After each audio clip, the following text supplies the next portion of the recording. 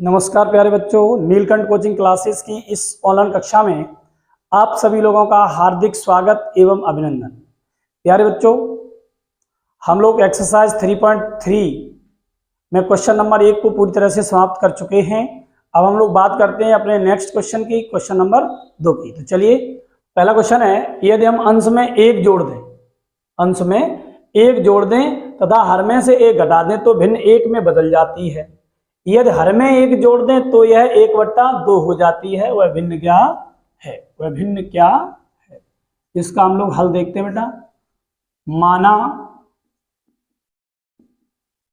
माना भिन्न x/y है। क्या मान लिया बेटा हमने? माना भिन्न x/y है।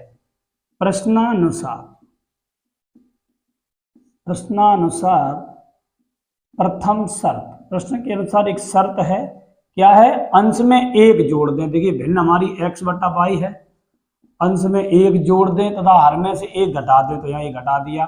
भिन्न कितनी बन गई? 1। सही है ना? इसका इधर गुणा कर दीजिए तो x + 1 बराबर, इसका 1 में गुणा करेंगे तो y - 1।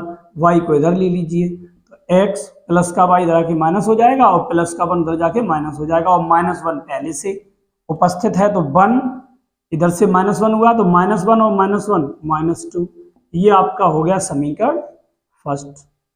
अब यहां डालेंगे हम लोग द्वितीय शर्त। क्या डालेंगे बेटा? द्वितीय शर्त। द्वितीय शर्त में क्या कह रहा है? भिन्न हमारी है x/y। भिन्न हमारी क्या है? x/y। यदि हर में 1 जोड़ दें, हर में क्या करना है? 1 जोड़ना है, अंश में कुछ नहीं करना है, तो यह 1/2 हो जाती है। कितनी हो जाती है भैया? 1/2। इसका लासा ले लीजिए तो 2 से इधर गुणा करेंगे तो आ जाएगा ये 2x, और y + 1 का गुणा 1 में करेंगे तो आएगा y + 1, और उसमें से भी y को इधर ले लेंगे तो माइनस हो जाएगा बराबर 1। ये हो गया समीकरण नंबर 2। बोलिए, ये पहली समीकरण हो गई, ये दूसरी समीकरण हो गई। अब चूंकि विलोपन विधि से हल करना है तो इसमें देखो कोई पद बराबर है क्या? ये देखो -y यहाँ भी है, -y यहाँ भी है, तो 2 पद बराबर हैं, तो हमें बराबर करने की जरूरत नहीं है। तो हम क्या करेंगे? डायरेक्टली यहाँ पे समीकरण 1 से 2 को घटाने पर क्या करेंगे बेटा? 1 से 2 को घटाने पर, क्योंकि यहाँ पे देखो माइनस का y है, यहाँ भी माइनस का y है, तो घटाना पड़ेगा। तो ये क्या हो जाएगा आपका? x - y बराबर -2, 2x - y बराबर 1।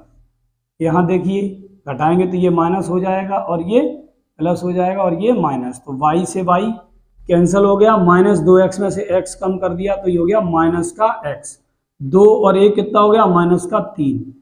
x से वो सॉरी माइनस से माइनस कैंसिल हो जाएगा तो x का मान कितना आ जाएगा? 3। बोलो, हो गया ना? अब हम y की वैल्यू निकालेंगे तो क्या करेंगे?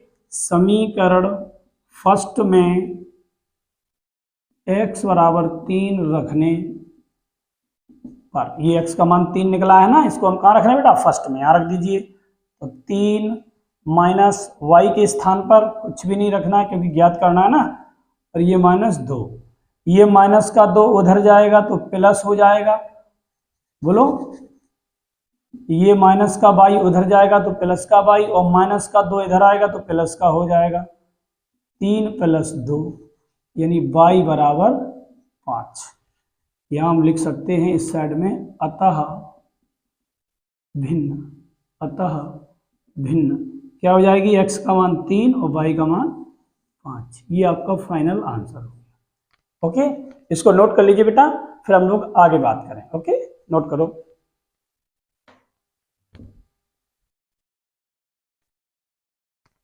हम लोग बात करते हैं अपने अगले क्वेश्चन नंबर 2 की, दूसरे प्रश्न के दूसरे भाग की। ठीक है, 5 वर्ष पूर्व नूरी की आयु सोनू की आयु की 3 गुनी थी।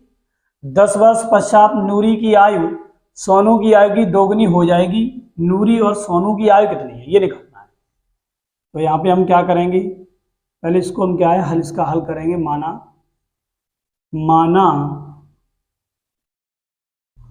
नूरी की आयु, नूरी की वर्तमान आयु लिखो। क्या लिखेंगे बेटा? माना नूरी की वर्तमान आयु बराबर x वर्ष, माना सोनू की वर्तमान आयु y वर्ष। हमने क्या मान लिया बेटा, नूरी की वर्तमान आयु x वर्ष मान ली और सोनू की वर्तमान आयु y वर्ष मान ली। ठीक है, अब क्या कह रहा है, 5 वर्ष पूर्व, ध्यान दीजिए बेटा यहाँ पे 5 वर्ष पूर्व, 5 वर्ष पूर्व देखो नूरी अभी x वर्ष की है और 5 वर्ष पूर्व इनकी उम्र क्या रही होगी, 5 साल कम रही होगी।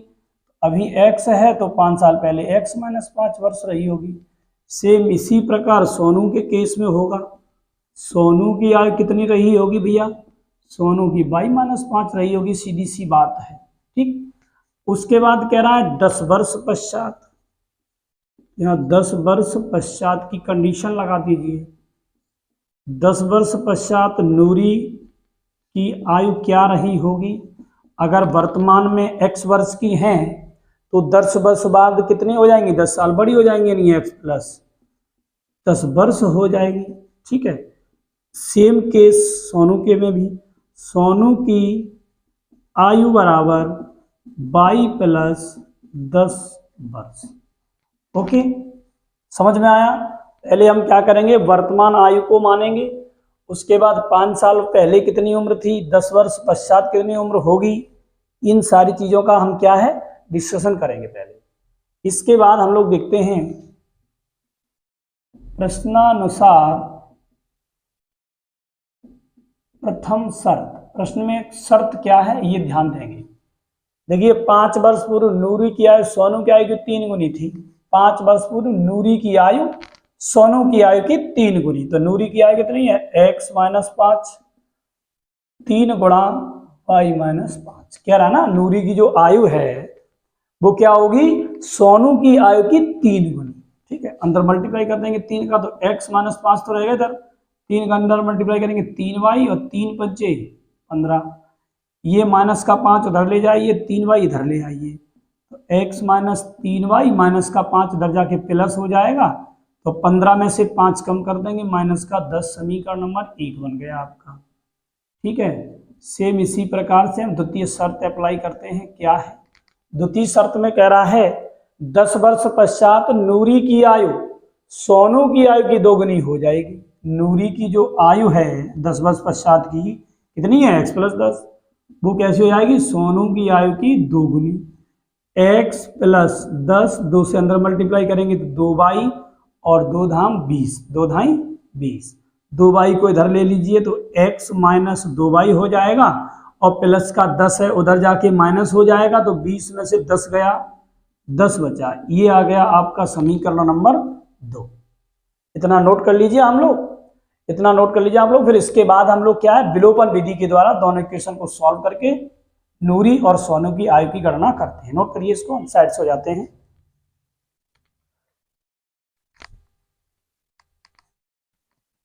चलिए अब आगे देखते हैं हम लोग समीकरण। चूंकि यहाँ देखिए यहाँ पर भी x है और यहाँ पे भी x, दोनों समान है ना, तो समीकरण फर्स्ट से सेकंड को घटाने पर, फर्स्ट से सेकंड को घटाने पर, तो x माइनस 3y बराबर 10, माइनस का 10 हो गया, माइनस का 10 हो गया, और ये है आपका x माइनस 2y बराबर प्लस का 10। घटा रहे हैं तो यहाँ माइनस, यहाँ प्लस और यहाँ माइनस, x से x कैंसिल हो गया, 3y में से 2y जाएगा तो माइनस का, 3y में से 1y जाएगा, 2y जाएगा, 3 में से 2 गया तो 1y माइनस का बचेगा, 10 और 10 माइनस का 20, तो y माइनस से माइनस कैंसिल, y बराबर 20 आ गया। कितना आ गया 20।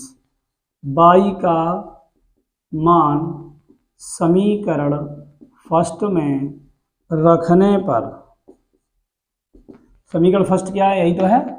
या देखिए x माइनस 3 गुणा y की जगह कितना लगा दे बेटा 20 बराबर माइनस 10, तो x बराबर 20 तियां 60, कितना हो गया 60, माइनस का 60 है उधर जाके प्लस का 60 हो जाएगा, किसका हो जाएगा भैया प्लस का 60, और प्लस के 60 में से 10 कम कर दो, कितना बचेगा 50।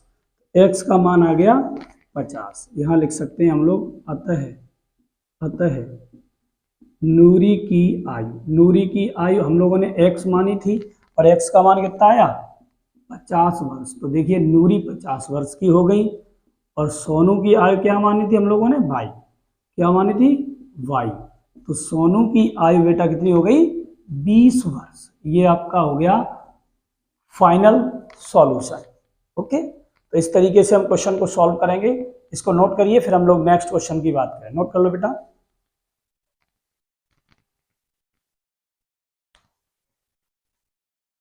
चलिए प्यारे बच्चों, हम लोग बात करते हैं अपने क्वेश्चन नंबर 2 के तीसरे भाग। 2 अंकों की संख्या के अंकों का योग 9 है। इस संख्या का 9 गुना संख्या के अंकों को पलटने से बनी संख्या का 2 गुना है, वह संख्या ज्ञात कीजिए। देखो पहले इसका एक कॉन्सेप्ट समझ लीजिए। मान लीजिए 2 अंकों की संख्या आपकी है एक्स वाई, ठीक। तो ये क्या है आपका इकाई का अंक। तो इकाई का अंक में 1 का गुणा करेंगे तो इकाई का अंक बनेगा, और दहाई का अंक कब बनेगा जब इसमें हम लोग 10 का गुणा करेंगे। क्या करेंगे बेटा 10 का गुणा करेंगे, तो ये हो जाएगा 10x प्लस वाई। अब बात करें अंकों को पलट दिया जाए तो y को कर दो आगे, x को कर दो पीछे। तो इकाई के अंक में 1 का गुणा, दहाई के अंक में 10 का गुणा, तो ये क्या हो जाएगा 10y प्लस x। ओके, तो 2 अंकों की संख्या किस तरीके से आपको सेट करनी है वो इस तरीके से समझेंगे। चलिए अब हम लोग देखते हैं आगे क्वेश्चन को। माना इसका हल देखेंगे हम लोग। माना 2 अंकों की संख्या 10x प्लस y है। क्या है? माना 2 अंकों की संख्या 10x प्लस y है। संख्या के अंकों को पलटने पर संख्या के अंकों को पलटने पर 2 अंकों की संख्या बराबर क्या होगी? देखो 10x प्लस वाई माना, अंक पलट दीजिए तो 10y प्लस x हो जाएगा। ओके, अब यहां देखेंगे हम प्रश्नानुसार प्रथम शर्त।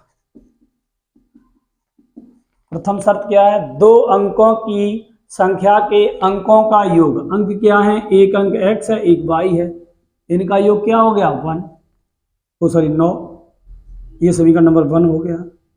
अब देखो पहली शर्त हो गई क्लियर। द्वितीय शर्त देखते हैं बेटा। द्वितीय शर्त क्या है? इस संख्या का 9 गुना, यानी 2 अंकों की संख्या का 9 गुना, तो 10x प्लस y का 9 गुना संख्या के अंकों को पलटने से बनी संख्या, अंकों को पलटने से बनी संख्या कितनी है? 10y प्लस x का 2 गुना होगा। इसका 2 का गुना कर दो तो 10 निम, 90x प्लस 9y, 2 ढाई 20y, 2 एकम 2x। 90x में से 2x को कम कर दो तो 88x यानी 88x, ठीक है। माइनस 20 है, इधर आएगा माइनस हो जाएगा, तो 20 में से 9 कम करेंगे 11y बराबर 0। यहाँ से बेटा क्या है x कॉमन ले लें क्या? सॉरी 11 कॉमन ले लीजिए। 11 कॉमन लोगे तो 11 अट्ठे 88 और 11 एकम 11 बराबर 0। तो ये आपकी समीकरण आ जाएगी क्या? 8x माइनस y बराबर 0, समीकरण नंबर 2। ओके, 11 से 0 में भाग दे देंगे तो 8x माइनस y बराबर 0। ओके, अब इसको क्या करेंगे हम? विलोपन विधि से हल करेंगे। यहाँ देखो y है और समीकरण 1 में भी y है, तो समीकरण 1 व 2 को जोड़ने पर, जोड़ क्यों रहे हैं बेटा? जोड़ इसलिए रहे हैं क्योंकि यहाँ देखो माइनस का y है, यहाँ प्लस का y है। ये हो जाएगा x प्लस y बराबर 9, 8x माइनस y बराबर 0। जोड़ दिया 8 और 1, 9x, 9 और 0, 9, 9 से 9 कैंसिल हो गया, x बराबर 1 आ गया। ठीक है, x का मान समीकरण फर्स्ट में रख दीजिए, फर्स्ट में यही तो रखना है, तो 1 प्लस वाई बराबर 9, वाई बराबर 9 और प्लस का 1 माइनस हो जाएगा उधर, तो 9 में से 1 गया 8। ओके, अतः संख्या कितनी हो जाएगी, x का मान यानी एक्स वाई मानी थी तो 18, 1 8, x का मान 1, y का मान 8, तो 1 8 ये संख्या हो गई। ठीक है, नोट कर लीजिए इस क्वेश्चन को, फिर हम लोग आगे बात करें।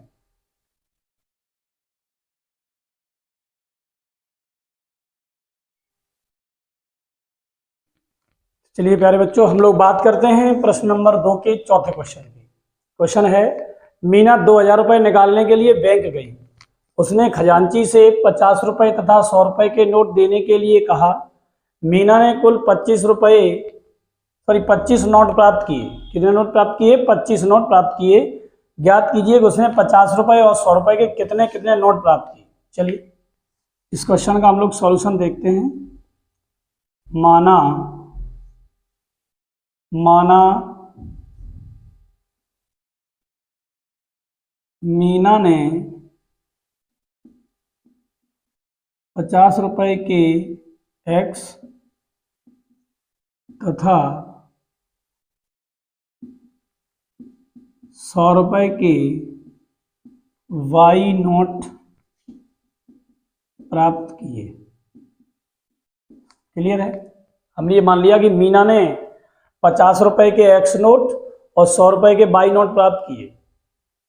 ठीक है, तो अब देखेंगे हम प्रश्नानुसार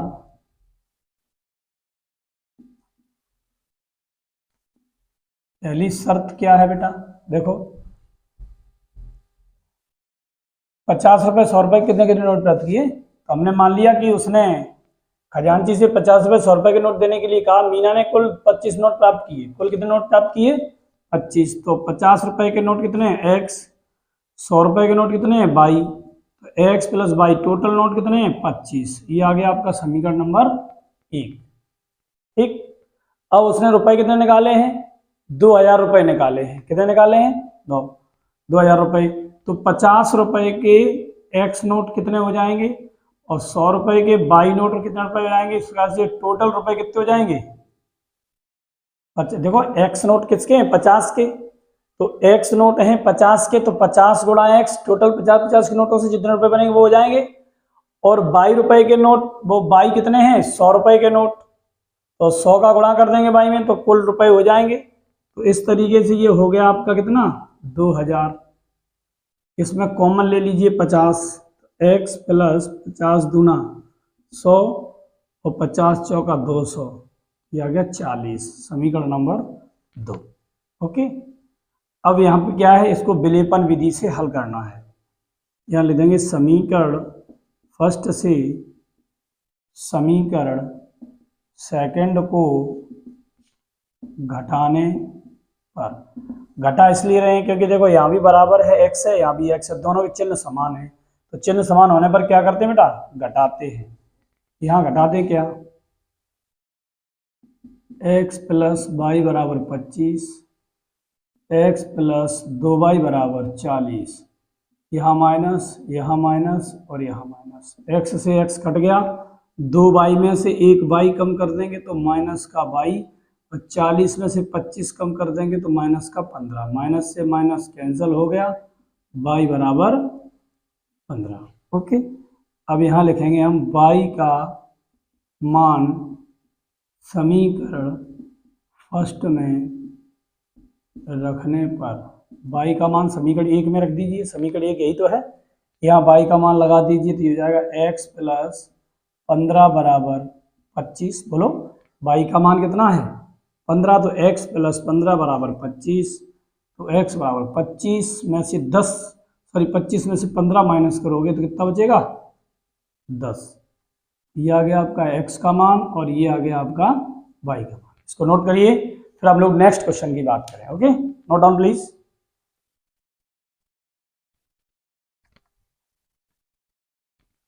चलिए प्यारे बच्चों, हम लोग देखते हैं 2 का 5वां भाग।